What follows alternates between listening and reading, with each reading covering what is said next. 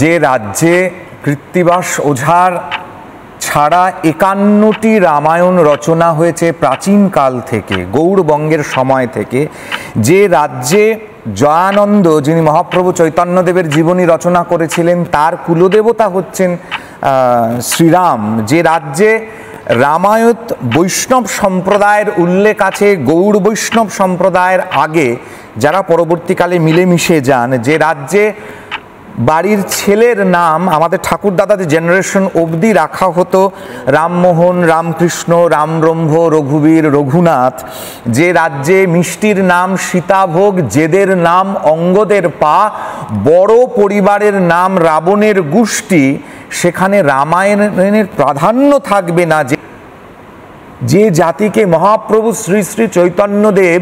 মহামন্ত্র দিয়ে গেলেন, হরে রাম রাম রাম হরে হরে, হরে কৃষ্ণ